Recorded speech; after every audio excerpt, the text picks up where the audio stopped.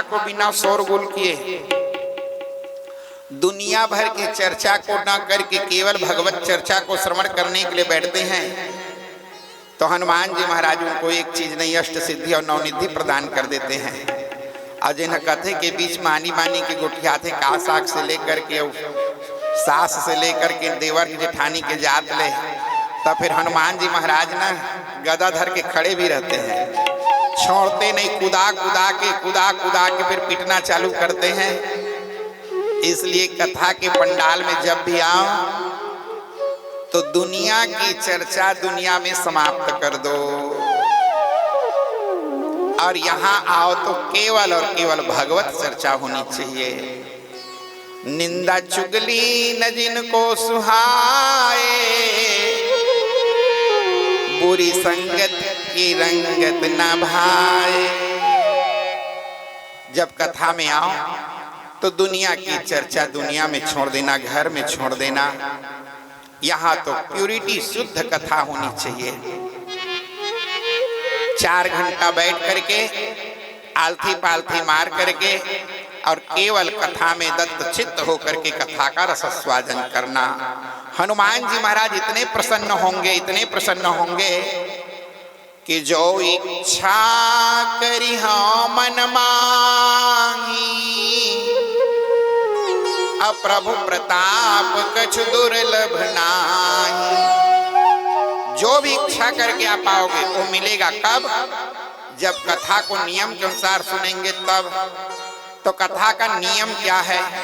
हम कथा को बेनियम होके सुनेंगे तो रिएक्शन होगा और कथा को नियम के साथ सुनेंगे तो एक्शन होगा।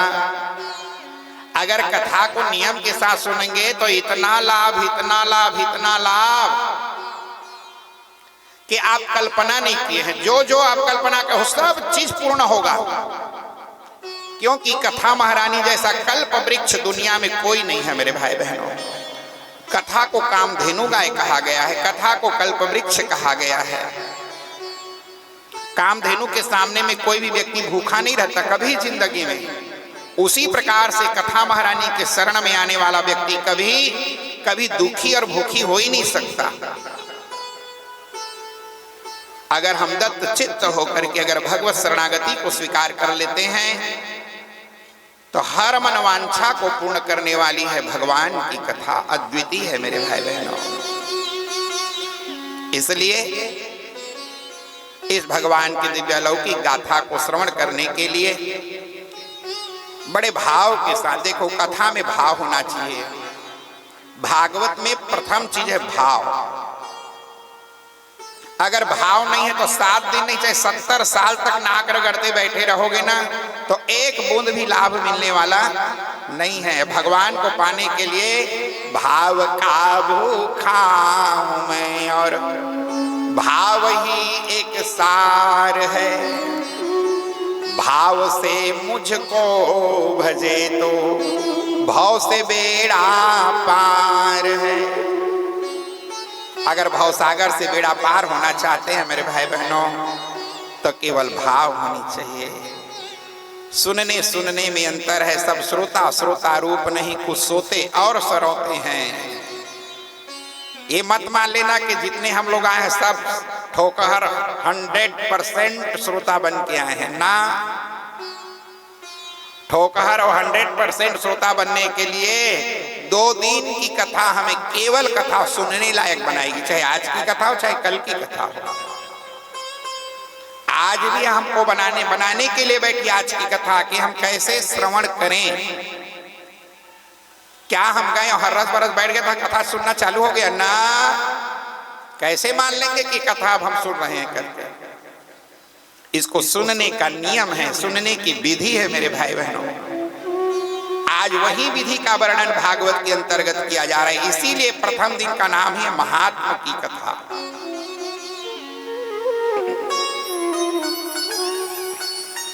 तो भागवत की कथा में सर्वप्रथम आवाहन किया गया श्री गणेशाय नमः। फिर उसके बाद लिखा गया श्री सरस्वत्यै नमः। दूसरे नंबर में आवाहन किया गया माता सरस्वती को। क्यों आवाहन किया जाता है? क्योंकि जब तक सरस्वती की कृपा नहीं होगी तब तक के वाचक इसका वाचन नहीं कर सकता और न श्रोता इसको श्रवण कर सकता। अगर वक्ता बोलना भी चाहेगा तो जब तक सरस्वती की कृपा नहीं होगी तब तक वह बोलने वाला बोल ही नहीं पाएगा। जब सरस्वती की कृपा होगी तो गुढ़ार्थ से गुढ़ार्थ रहस्य कथा को भी वो श्रवण कराने में सक्षम हो जाएगा और श्रोता भी तभी उसको आनंद आएगा जब सरस्वती की कृपा होगी तब। इसलिए श्रोता वक्ता दोनों को चाहिए कि मां सरस्वती का आवाहन कर लेवे, क्योंकि श्रोता वक्ता ज्ञान निधि और कथा राम के गोड़ और किमि समुझा मैं जीव जड़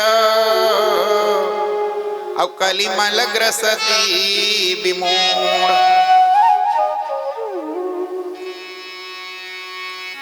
श्रोता वक्ता दोनों को ज्ञानी होना चाहिए और ज्ञान मिलेगा कहाँ से? तो जब तक मां सरस्वती की कृपा नहीं होगी। और सरस्वती की कृपा मिलती कैसे है? तो देखो जी, मां को पुकारने के लिए जितना सुंदर एक छोटा सा बच्चा पुकारता है, थोड़ा सा बच्चा रोता है तो मां सैकड़ों काम का परित्याग करके दौड़ के आ जाती है। सैकड़ों काम घर में हो और बच्चा थोड़ा सा भी रोता है तो मां हर काम का त्याग करती है और दौड़ के आके अपने बच्चे को गोद में उठा के और बच्चे को चुप करा के पेट भर दूध पिला देती है। लेकिन वो रोने की तरीका बच्चे की तरह हमको भी आना चाहिए, क्योंकि माँ के अलावा उस बच्चे को दुनिया में चाहे लाखों की मिठाई दे दो, दुनिया की आप फुलेरा में ले जा करके रख दो, लेकिन बच्चे को माँ से बढ़ करके दुनिया में कोई प्यारा होता ही नहीं। सबसे बड़ा अगर जीवन में प्यारा है तो माँ। तो जिस प्रकार से माँ को पुकारने के लिए छोटा सा बच्चा आतुर हो जाता है, व्याकुल हो जाता है और पुकारने लग जाता है तो माँ दौड़ के आती है। तो वो माँ तो जगदम्बा है ना। जगदम्ब विचित्र मत्र किम परिपूर्णाम करुणास्ति चेन्मयी अपराध परंपरावृतम नहीं माता समुपेक्षते सुतम मत्समः पातकी नास्ति पापाग्नि त्वत्समानहि एवं ज्ञात्वा महादेवी यथा योग्यं तथा कुरु। अरो माँ, जब हमारी संसार की माँ, जन्म देने वाली माँ हमारे बिना व्याकुल हो जाती है हमारी करुण क्रंदन को सुन करके, तो वो माँ भी दौड़ के आती हैं। लेकिन कहाँ से आती हैं? वो सरकंडा से नहीं आती ना, वो नजदीक में रहने वाली नहीं है। सुमीरत सारद आवत धाई, सुमीरत सारद आवत धाई, भगति है तो विधि पवन बिहारी, भगति है तो विधि पवन बिहारी, भगति है तो विधि पवन बिहारी, भगति है तो विधि पवन बिहारी, भगति है तो विधि भवन बिहारी।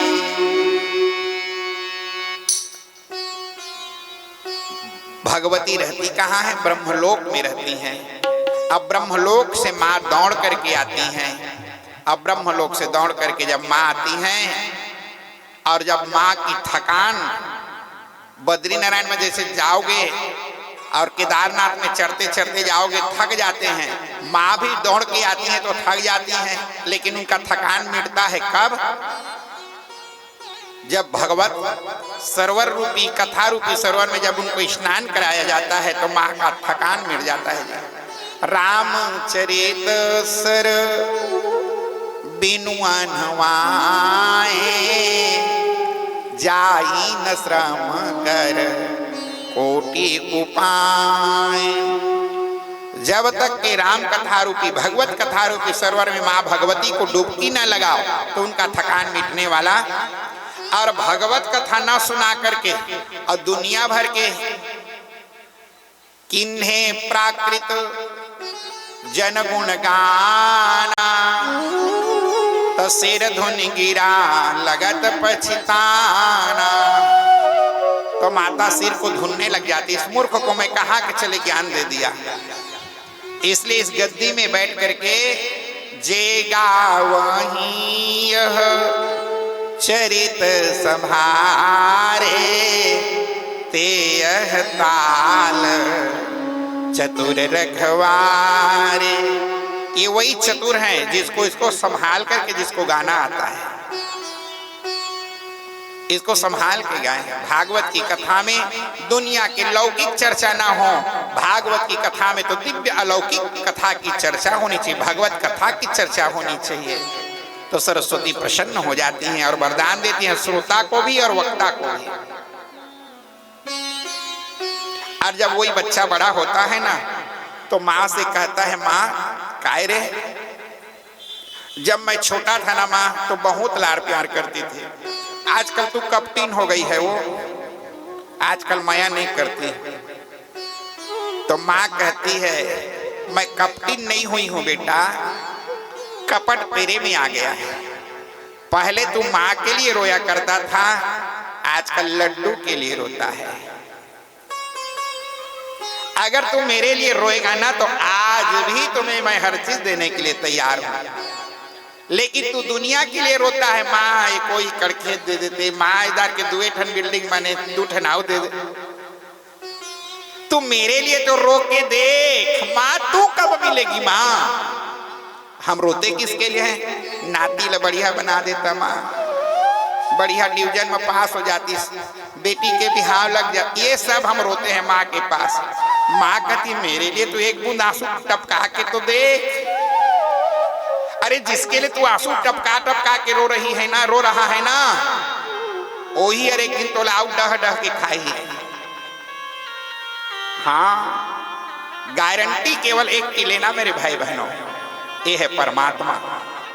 बाकी दुनिया के ऊपर भरोसा करने लायक, हाँ देखो विश्वास करो लेकिन भरोसा। मैं झगड़ा कराने नहीं आया हूं ना सास को, तुम्हें मत कहना कि महाराज बिगाड़ा था। हाँ, बिगाड़ने नहीं आया हूं, चेताने आया हूं, बताने आया हूं। पोत के कन भरोसा करिहा, जतका कन भरोसा हर करे लायके, ज्यादा भरोसा नहीं है, विश्वास करो। देखिए हम लोग भी डॉक्टर के पास जाते हैं तो विश्वास के साथ जाते हैं कि विश्वास है कि डॉक्टर अच्छा सुझी ले लगे, ये नहीं कहे कि मुस्वा दवा दी तब पट ले। विश्वास है कि डॉक्टर मुझे अच्छा कर देगा, लेकिन डॉक्टर भी कहता है भरोसा उस परमात्मा के लिए, उसी के ऊपर रखना। मैं इलाज तो कर रहा हूं लेकिन भरोसा तेरे भरोसे मेरी गाड़ी, तू जाने तेरा काम जाने। अपने जीवन की गाड़ी को उस भगवान के भरोसे छोड़ के रखना मेरे भाई बहनों। कभी अपने भरोसे मत रखना, मैं तो बना लूंगी या मैं बना लूंगा। भगवान जौन कर ही भगवान करत है, हम तो निमित्त मात्र, भव शब्द साचिन, हम निमित्त मात्र है। करते हो तुम कन्हैया मेरा नाम हो रहा है, वो तो केवल हम निमित्त मात्र है, करने वाला तो केवल परमात्मा है मेरे भाई बहनों। इसलिए भरोसा परमात्मा के ऊपर रखना और विश्वास संसार में रखना मेरे भाई बहनों। विश्वास संसार में करने के योग्य है और भरोसा परमात्मा के ऊपर करने के योग्य है। आज माँ भगवती जगदम्बा की आवाहन अगर भाव से किया जाए तो माँ सरस्वती आज भी आती हैं। आइए उस माँ सरस्वती को हम लोग भी बड़े भाव से माँ शारदे स्वर में बजा दे तू वीणा, माँ शारदे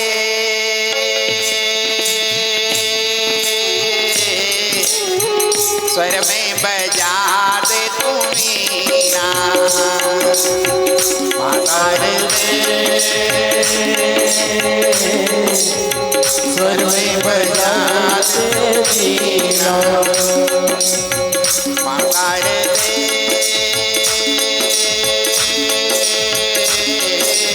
स्वर में बजा दे तू वीणा।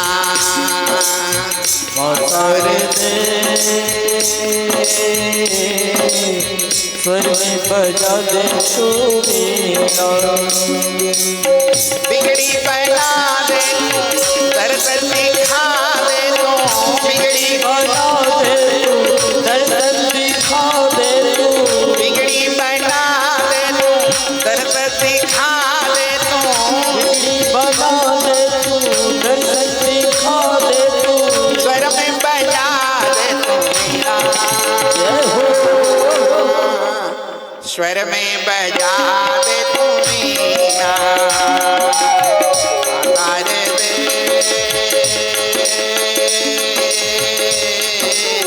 स्वर में बजा दे तू वीणा।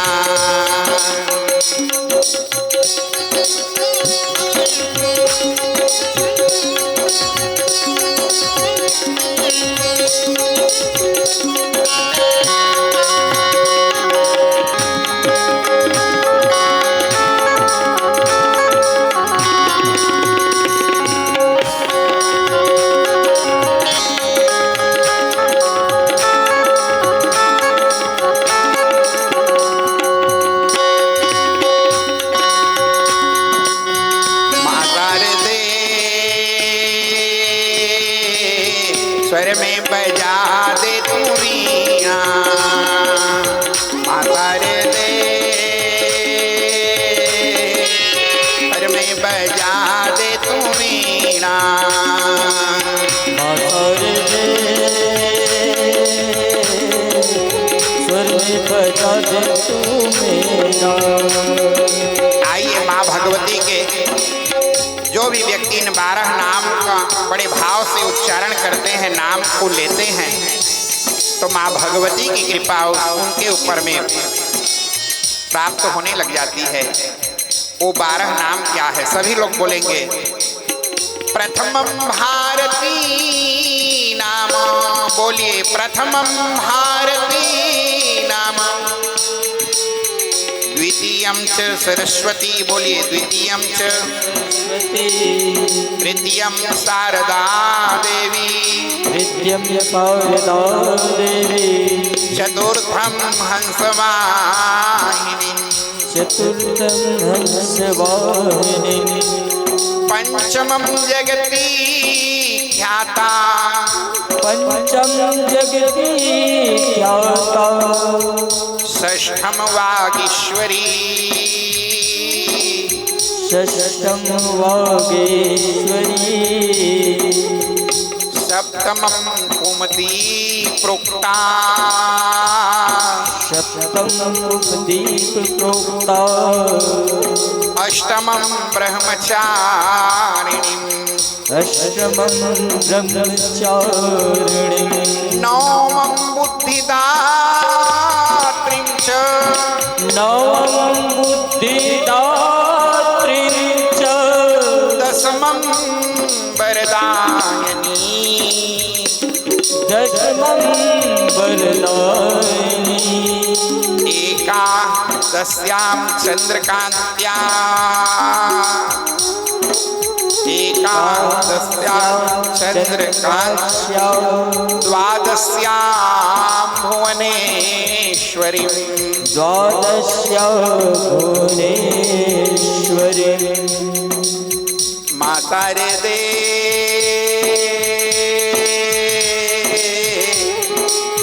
स्वर में बजा दे तू वीणा।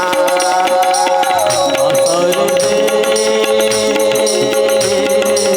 स्वर में बजा दे तू वीणा।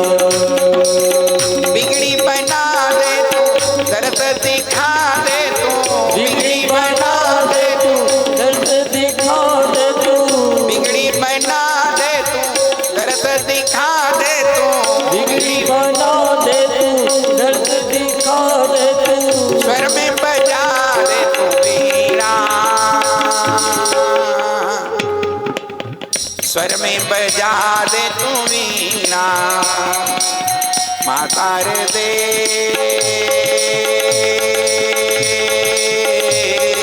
स्वर में बजा दे तू वीणा माता रे दे, स्वर में बजा दे तू वीणा, स्वर में बजा दे तू वीणा, स्वर में बजा दे तू वीणा, स्वर में बजा दे तू वीणा, स्वर में बजा दे तू वीणा, स्वर में बजा दे तू वीणा। तो इस प्रकार से माँ सरस्वती का आवाहन किया जाता है और श्रोता और वक्ता दोनों के दोनों इस दिव्य ज्ञान को प्राप्त करके इस कथा की गरिमा और महिमा को समझने लग जाता है।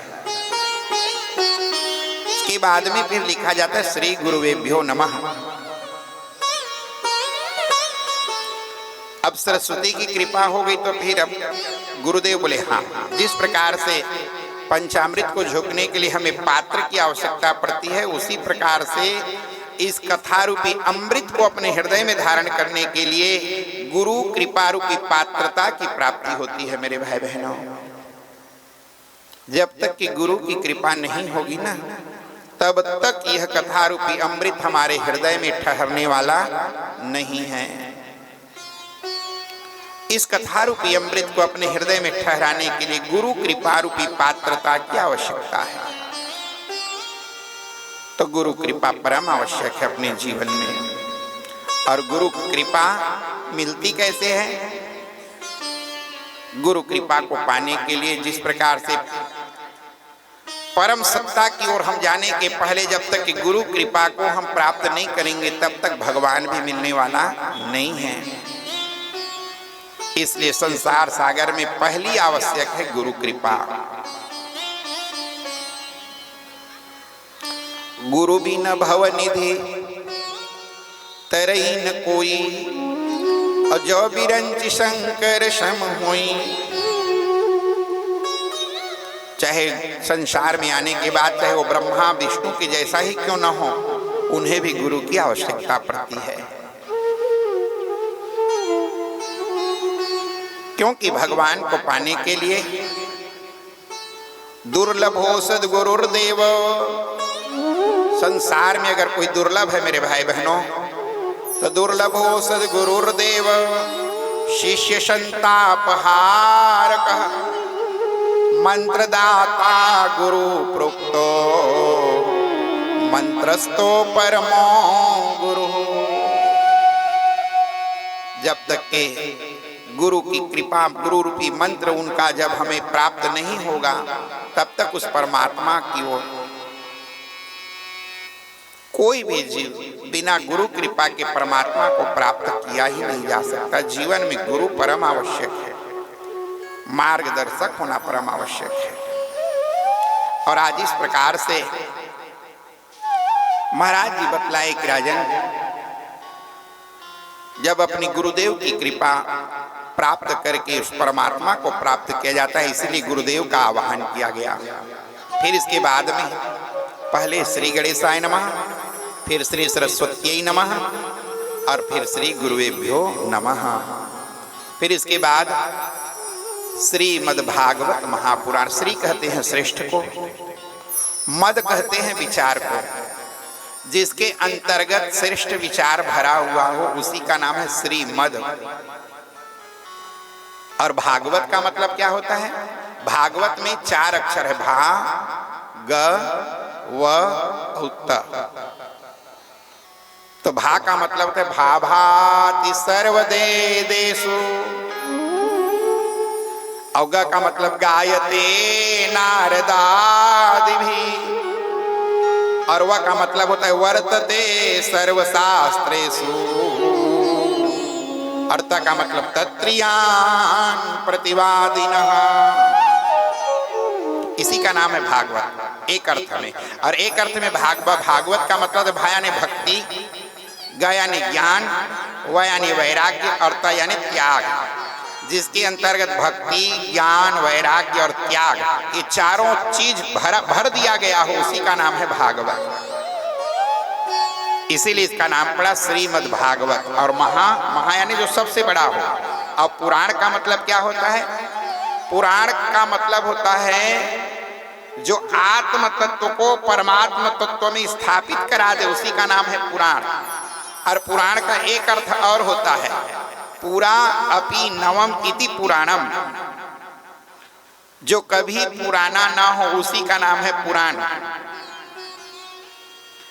आज से 20 साल पहले इस कथा को सुने थे तो भी उतना आनंद आ रहा था, और आज भी कथा को सुन रहे तो ये नहीं कहे कि ओ तेलसरा वाला कथा है भाई, गिटार रहे दो किसी ला कौन सुना है। तो उस समय भी उतना आनंद था और आज भी सुनोगे तो भी उतना आनंद है। देखो जितने भी आध्यात्मिक हमारे पुराण हैं, अखबार को तो हम डेट देखते हैं कि परोदिन के टार बस, लेकिन ये देखते हैं कि बाबा घानी के रामायण, हाँ लाओ लाओ बहुत अच्छा चीज दिए है। ये कभी पुराना नहीं होता मेरे भाई बहनों, पुराण कभी पुराना नहीं होता। तदैव रम्यम और रुचिरम नवम नवम, यह कथा रुचिकर भी है और नवम नवम, जितने बार सुनोगे उतने बार नया नया लगने वाला है। भागवत की कथा कभी पुरानी नहीं होती।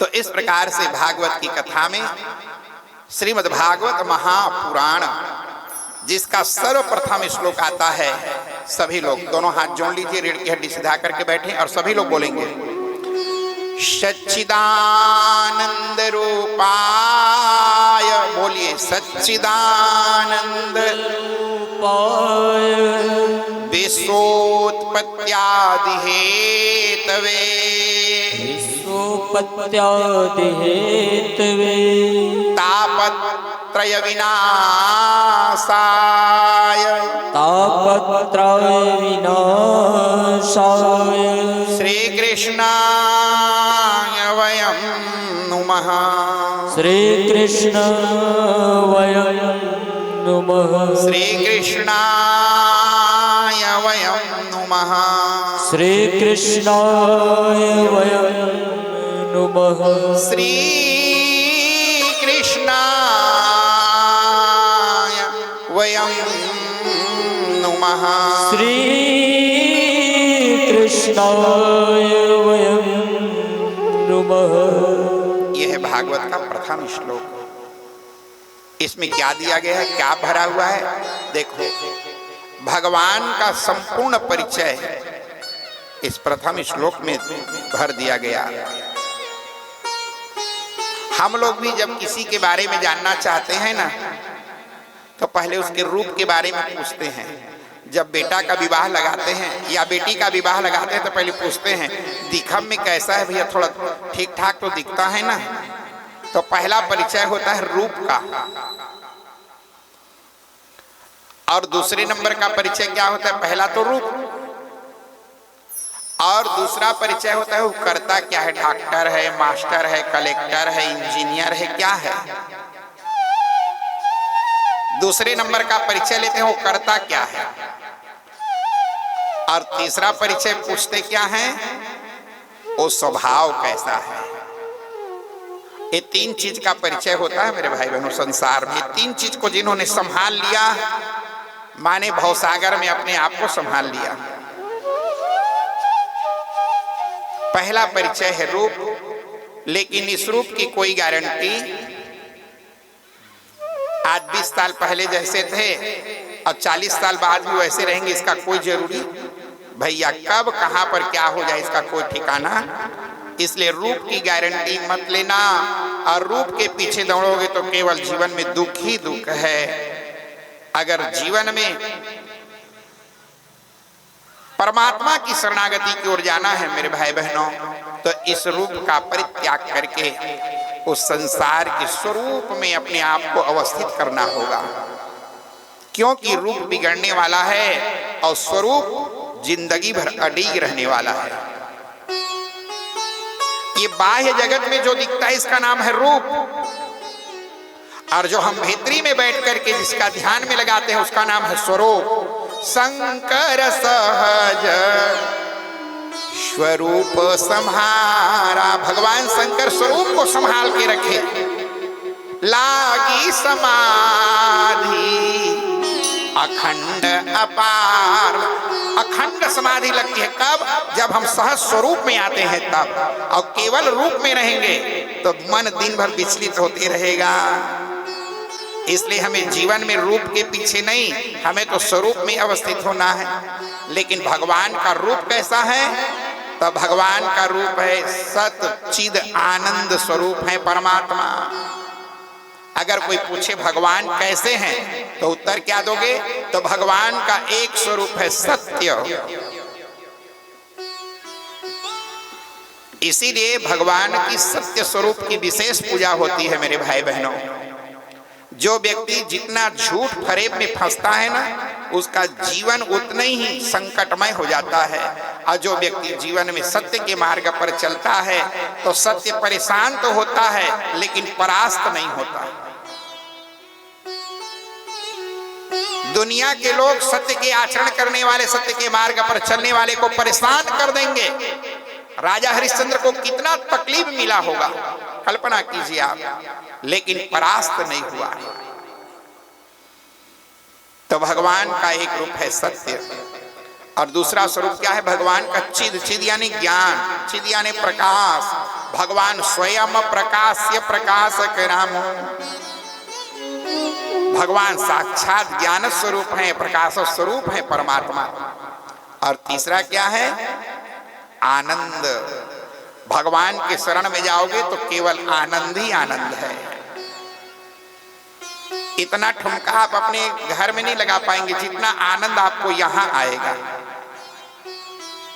कितना आनंद आता है, क्यों? क्योंकि ये कन्हैया का दरबार है मेरे भाई बहनों। दुनिया की चिंता आप बाहर में छोड़ दो, लेकिन जब इसकी शरण में आओ, राधा रानी के ममता में अंचल में जब आप बैठते हो ना, तो केवल आनंद ही आनंद आना चाहिए। हर घड़ी आनंद ही आनंद है। अगर परमात्मा के शरण में आओगे ना तो एक क्षण, एक पल भी यहाँ पर दुख नाम की चीज नहीं है। यहाँ केवल आनंद का भंडार भरा है। लूट लो, 7 दिन है, जितना आनंद लूटना चाहते हो लूट लो। ये तो परम कृपा है, हमारी भगवती की कृपा है इस परिवार में, जो यहाँ पर एक बार नहीं 2-2 बार हमें सौभाग्य प्राप्त होने जा रहा है।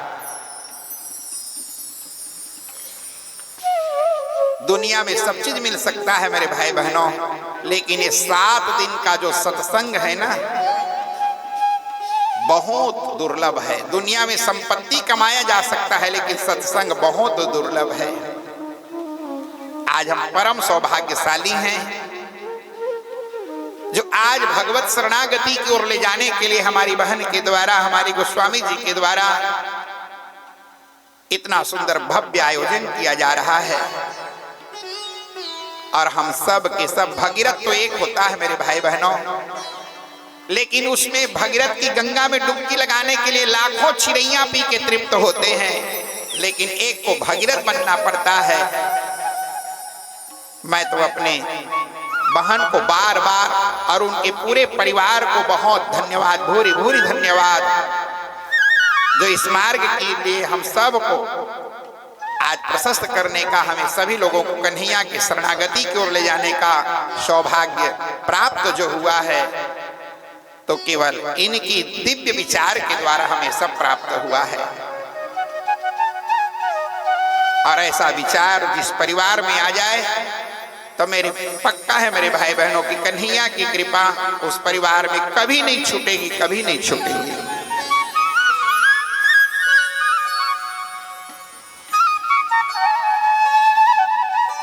जब इस प्रकार से भगवत कृपा की ओर जब हम चलते हैं तो पहला सत्य, दूसरा में चिद, तीसरा में आनंद। केवल आनंद इसी में है मेरे भाई बहनों। और जिसको एक बार इसका नशा चढ़ जाता है ना, बाकी लोग तो घबराते हैं, लेकिन जिनको इनका नशा चढ़ जाता है तो फिर कभी उतरती नहीं। और उसको लगता है कि बार बार मैं इस रस में डुबकी लगाते रहूं।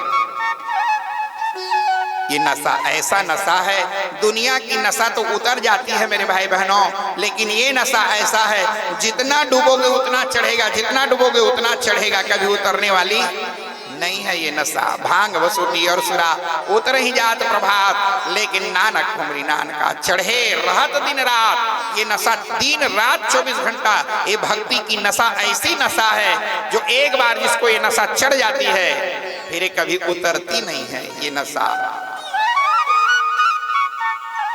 और धन्य है वो परिवार जिस परिवार में आज ऐसा नशा चढ़ाने वाला सत्संग संस्कार दिया गया।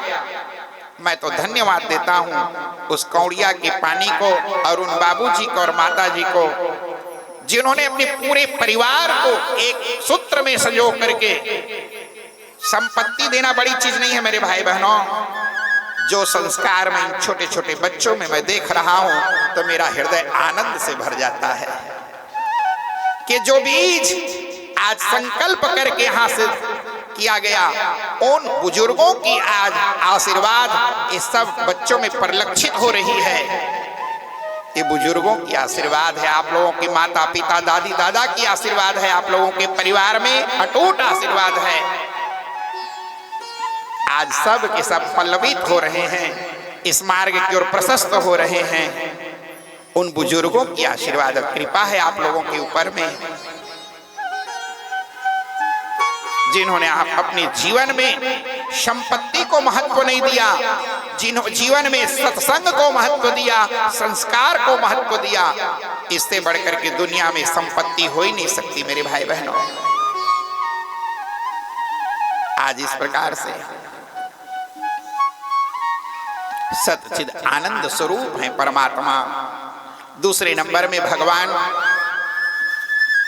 करते क्या हैं भगवान, तो विश्वोत्पत्त्यादि हेतवे, भगवान विश्व की उत्पत्ति करते हैं मेरे भाई बहनों। और भगवान का स्वभाव क्या है, तापत्रय विनाशाय, 3 प्रकार के तापों का नाश करने वाले हैं भगवान। वो 3 प्रकार का ताप क्या है, दैहिक दैविक भौतिक तापा, राम राज नहीं काहू ही व्यापा। दैहिक दैविक और भौतिक तापों को समन करने वाला। जब जीवन में राम राज आ जाता है ना, तो तीनों प्रकार के तापों का समन हो जाता है मेरे भाई बहनों। ये राम का राज्य है, ये श्याम का दरबार है, राम का दरबार है। तो इस प्रकार से तापत्रय विनाशाय, तीनों प्रकार के तापों का जहां समन करने वाले हैं, ऐसे श्री कृष्णाय वयम नुमः, उस भगवान कृष्ण को वयम। देखिए भागवत एक वचन से प्रारंभ नहीं होती, द्विवचन से भागवत प्रारंभ नहीं होती, भागवत प्रारंभ होती है बहुवचन से। चाहते तो हम बोल देते ढालेश्वरी दीदी अकेला तय सुन ले, मैं सुना दे हो ना, द्विवचन में दोनों कोई बैठ के सुन ले, वरना भागवत की कथा तो अहम आवाम ना वयम नुमः, हम सब के सब नमस्कार करते हैं। भागवत की कथा हम सब के लिए है मेरे भाई बहनों। प्राणी मात्र की कथा है भागवत की कथा, प्राणियों की उद्धार करने की कथा है भागवत की कथा। आज इस प्रकार से तापत्रय विनाशाय, ऐसे श्री कृष्ण को वयम नुमः, हम सब के सब नमस्कार करते हैं। पहले तो भागवत के नायक का वंदना किया गया, अब भागवत के वक्ता को दूसरे श्लोक में वंदना किया गया। आइए, भागवत के वक्ता कौन है? यम प्रव्रजन्तमनुपेतमपेत कृत्यम द्वैपायनो विरह कातरया जुहाव, पुत्रेति तन्मतया तर्वोऽभिनेदो, स्तम सर्वोत हृदयम मुनिमानतोस्मि। जो पैदा होते ही साथ अपने नार फूल को लेकर के और दौड़ने लग गए हैं, जिनके पीछे पीछे पुत्रेति तन्मतया तर्वोऽभिनेदो, पुत्र रुक जाओ, पुत्र रुक जाओ। आज जिनके पीछे पीछे दौड़ते जा रहे हैं, तो स्वयं पुत्र ने कहा कि कौन किसका पिता और कौन किसका पुत्र। इस संसार में कोई किसी का पिता और किसी का पुत्र नहीं है। पिताजी आप मुझे भजन करने जाने दो। आज नहीं रुके तो जर्रे जर्रे से आवाज आने लगा, पुत्र पुत्र। तो व्यासी ने कहा, महाराज पुत्र कहते किसको हैं? बोले पुन्नाम नरकांतरायते पुत्र, जो पुन्नाम के नरक से अपने पितरों का उद्धार करा दे उसी का नाम पुत्र है। तो बोले केवल आपका पुत्र नहीं है महाराज, ये संसार का उद्धार करने के लिए आपका पुत्र बन करके आया हुआ हम संसार का पुत्र है महाराज। पत्नी को खिला देना, डॉक्टर जैसा बोले वैसा करो तब तो ठीक है। साधु बाबा ने कहा था जाके खिला देना। साधु आत्मदेव ने जाके अपनी पत्नी को कहा खा लेना।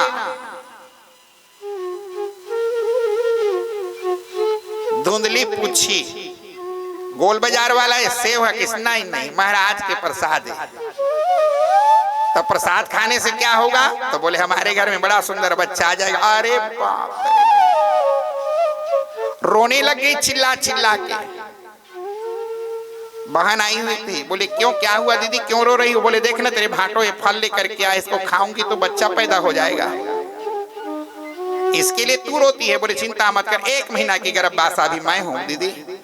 इस फल को लाओ, प्रैक्टिकल करके देखते हैं, गौ माता को खिला के सच में बच्चा होता है कि नहीं। जीवन में कभी परीक्षा मत लेना मेरे भाई बहनों, कभी भगवान की और भगवान के प्रसाद की परीक्षा मत लेना। जिन जिन लोगों ने भगवान के प्रसाद का परीक्षा लिया उसके जीवन अंततः बहुत कष्टकारी हुआ। जीवन में प्रसाद का सम्मान करें। प्रसादे सर्व दुखानाम हानिरस्योपजायते, प्रसाद संकटों को दूर करने वाला होता है। चाहे कलावती और लीलावती की कथा आप लोगों ने सुना होगा।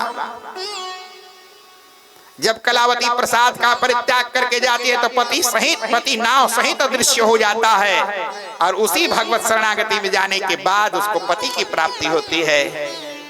राजा चंद्रकेतु की कथा आपने, तुंगध्वज की कथा श्रवण किए होंगे। जो गोप ग्वालों की कथा की प्रसाद का परित्याग करके घर में जब आकर के देखा तो उनकी रानियां और उनके सैकड़ों बच्चे मरे पड़े हुए थे, लेकिन यही प्रसाद है जो उनको पुनः संसार में उनकी पत्नियां और उनके बच्चे पुनः प्राप्त हुए। मेरे भाई बहनों,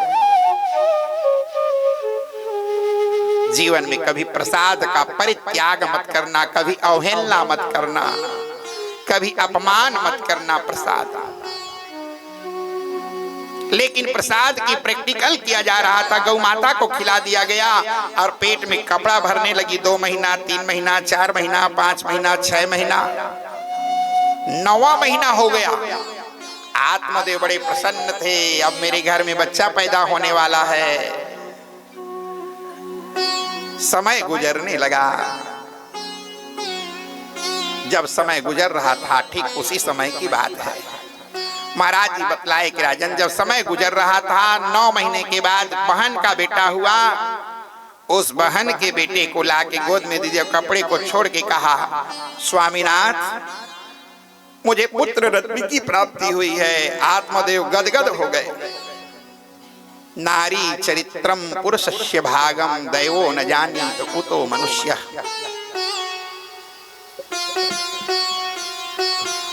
दैवो न जानी न कुतो मनुष्य। आत्मदेव आज महाराज जी बतलाए कि राजन उस बच्चा को अपना बच्चा समझने लगा। 3 महीना बाद गाय के गर्भ से भी बेटा हुआ, और गाय का बेटा जब हुआ तो उसका भी पूरा संपूर्ण शरीर आदमी की तरह, लेकिन कान लंबा लंबा बड़े बड़े कान होने के कारण ब्राह्मणों ने आकर के उस बालक का नामकरण कर दिया। बोले गौ कर्ण महाराज की जय हो। और महाराज का नाम धर दिया गया गौकर्ण। धुंधली ने कहा महाराज ये गौकर्ण अच्छा नहीं लगता, मेरे बेटे का नाम स्पेशल रखना। पंडित जी लोग बोले कैसे मूर्ख की तरह बात करते, जो नक्षत्र में जैसा पैदा होता है, किस चरण में पैदा हुआ उसके अनुसार में नाम रखा जाता है। बोले ना ना ना ना, मैं वो नहीं जानती, अरण चरण कुछ नहीं, मैं नक्षत्र पर कुछ नहीं जानती, मेरे बेटे का नाम बढ़िया नाम रखो। पंडितों ने कहा जा, तेरा नाम धुंधली तो तेरे बेटे का नाम धुंधकारी महाखलह, तेरे बेटे का नाम धुंधकारी। खुश प्रसन्न हो गई, वाह मेरे नाम से मेरे बेटे का नाम हो गया। नाम को तो दिया जा सकता है मेरे भाई बहनों, स्वभाव को कैसे दोगे। मत भूल कि तू एक माँ है, तेरे गोद में है संतान, चाहे इसे शैतान बना दे, चाहे बना दे भगवान। ओ माँ, ओ माँ, ओ माँ, ओ माँ, मत भूल कि तू एक माँ है। अरे ओ माँ, मत भूलना, केवल तू साधारण नहीं है माँ, तू कौशल्या नंदन माँ है, देवकी नंदन माँ है। आज बच्चे का नाम माता के नाम से लिया जाता है। माता निर्माता होती है मेरे भाई बहनों। चाहे तो माँ अपने बच्चे को डर से डॉक्टर बना दे, चाहे डर से डाकू बना दे। आज चाहे तो माँ अपने बच्चे को साधु बना दे। इसलिए माँ का स्वभाव बच्चे के ऊपर आता है, इसलिए प्रथम गुरु होती है माँ। इसीलिए तो भगवान को नमस्कार, भगवान को धन्यवाद नहीं, धन्यवाद तो कौशल्या को दिया गया ना। धन्य धन्य कौशल्या माता और मंगल मूर्ति महान, और जिसने देकर जन्म राम को बना दिया भगवान। आदर्शों का पाठ पढ़ाकर मर्यादा का जाप चार दिशाओं में फैली है जिसका पुण्य प्रताप।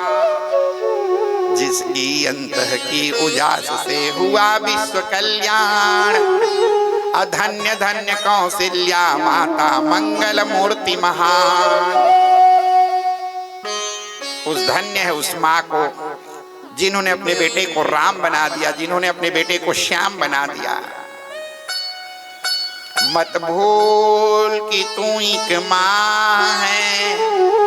मत भूलना मेरी बेटियों, अगर तुम चाहोगे तो अपने बेटे को राम बना दोगी, अपने बेटे को कृष्ण बना दोगी। अगर कैकसी बन जाओगी तो रावण पैदा होगा।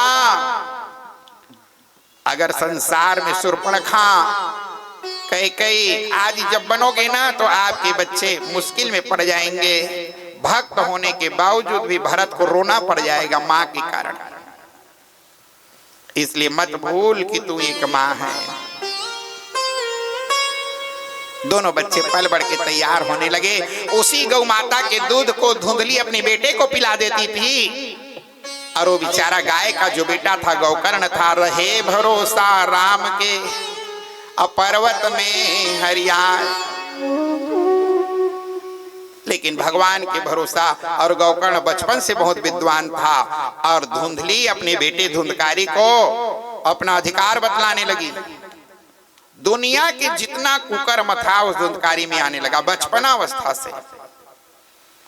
जब धुंधकारी में समस्त कुकर्म जब आने लगा, जुआ वही खेलता था, वेश्यागमन वही करता था, शराब वही पीता था, जुआ वही खेलता था। ऐसी कोई दुराचरण नहीं बचा जो उस धुंधकारी के। एक दिन तो पिताजी को बड़ी तकलीफ हुई, और पिताजी इतना तकलीफ हुए कि आत्महत्या करने के लिए जाने लगा। जब आत्महत्या करने के लिए जाने लगा, मन में विचार करने लगे। जब पिता के भाव को देख करके गौकर्ण समझ गए कि पिताजी को आत्मग्लानि हो रही है। कहाँ जा रहे? बोले आत्महत्या करने जा रहा हूं। बेटा मत जा पिताजी, 2 मिनट रुक जाओ फिर चले जाना। जब आत्महत्या करने वाला पिता की स्थिति को देख करके पुत्र ने आज उनको इतना सुंदर भागवत के मर्म को समझाया कि पिता डायरेक्ट सदगति को प्राप्त कर लिया। कभी कभी बेटा भी पिता को सदगति दे देता है मेरे भाई बहनों। कोई जरूरी नहीं है कि बेटा ही सतमार्ग की ओर, पिता ही सतमार्ग की ओर प्रेरित करे ना। कभी कभी पुत्र के द्वारा पिता को सदगति की प्राप्ति होती है, सतमार्ग की प्राप्ति होती है। और पुत्र ने कहा, पिताजी देहस्थिमांस रुधिरे मतिम त्यजत्वम। इसका मतलब होता है गौकर्ण भागवत।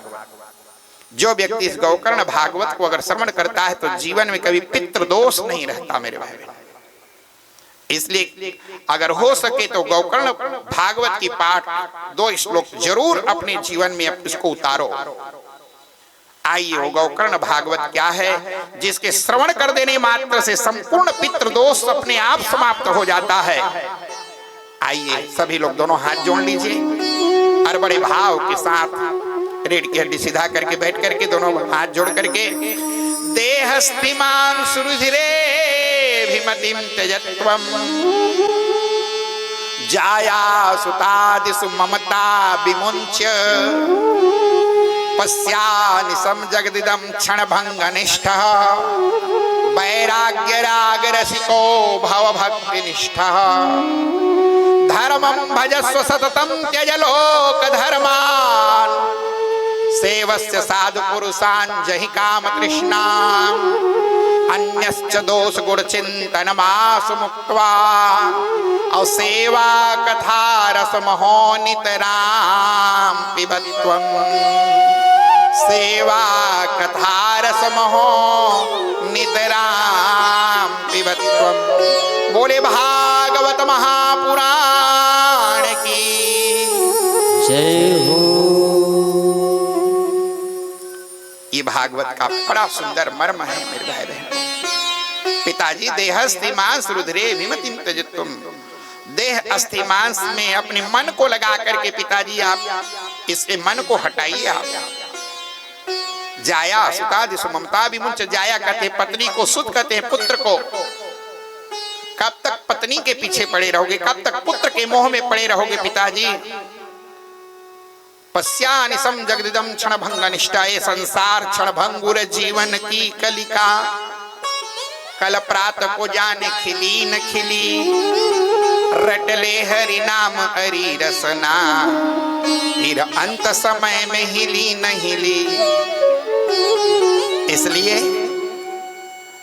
इस क्षणभंगुर जीवन को ज्यादा लंबा देर तक नहीं, क्षण क्षण पल पल उस परमात्मा का स्मरण करते रहिए पिताजी। पश्यानिसं जगदिदं क्षणभंगनिष्ठा, वैराग्य राग रसिको भवभक्तिनिष्ठा। और क्या करें, धर्मं भजस्व, धर्म के साथ भगवान का भजन कीजिए पिताजी। त्यज लोक धर्मान, इस संसार के लोक धर्म का परित्याग कर दीजिए। और करूं क्या, तो सेवस्य साधु पुरुषान जहि काम कृष्णाम, बड़े बड़े संतों और साधुओं की आप संग कीजिए, उनकी सेवा कीजिए महाराज जी। और अन्यश्च दोष गुण चिंतन मास मुक्त्वा, दूसरे के दो चीज को कभी ध्यान मत देना, दोष और गुण।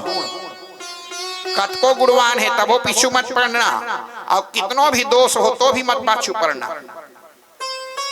उसका दोष वो नरक जाए, उसका गुण वो वैकुंठ जाए।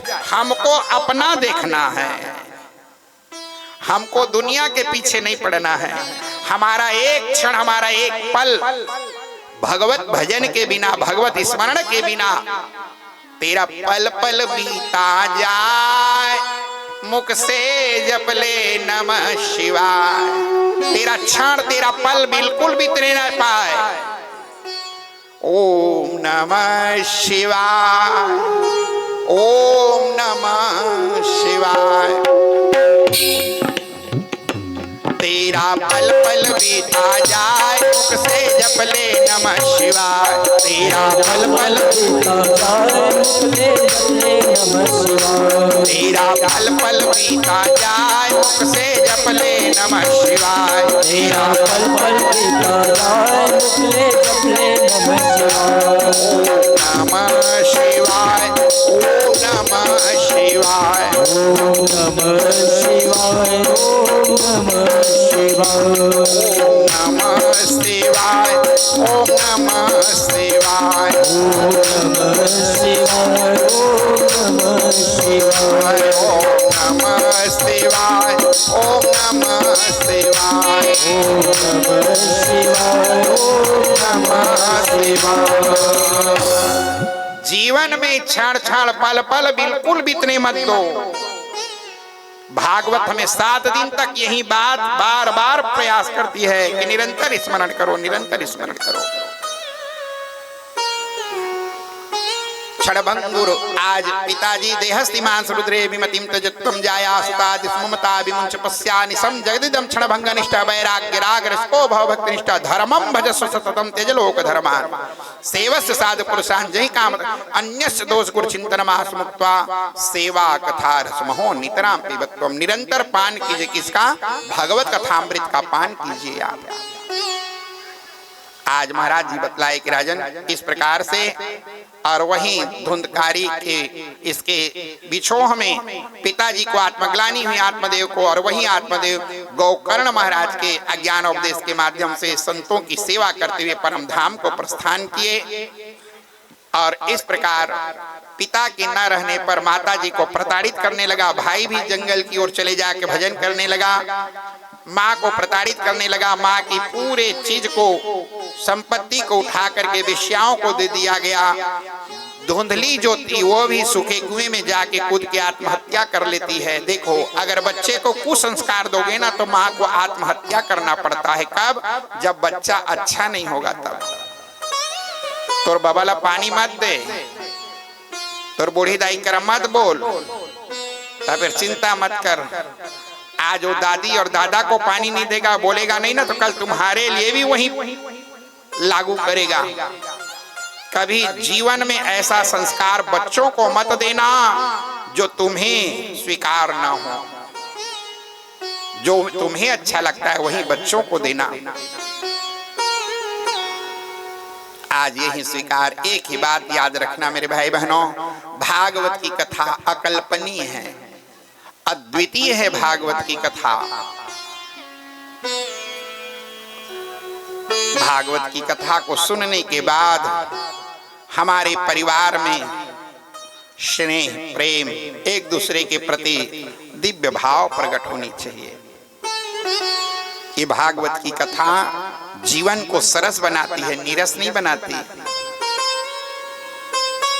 इसलिए कथा को दत्त चित्त होकर के बड़े भाव से आज इन्होंने मन में विचार किया। जब अकेले हुआ तो एक दिन बेस्या लोग सोचने लगे कि चोरी करना प्रारंभ कर, जब पकड़ा जाएगा तो हम लोग भी अंदर चले जाएंगे। तो मिट्टी तेल के कपड़े मुंह में ठोस दिए और भक से आग लगा दिए।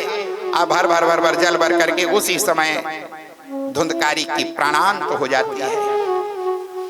लेकिन कहा जाता है जो जिसकी आत्महत्या के द्वारा, मर्डर के द्वारा जिसका प्राण छूटता है उसको दुर्गति होनी पड़ती है, वो प्रेत की योनि में आ गया। माता पिता भाई सबका उद्धार करने के लिए महाराज गोकर्ण महाराज जी बतलाए कि राजन आज वो गोकर्ण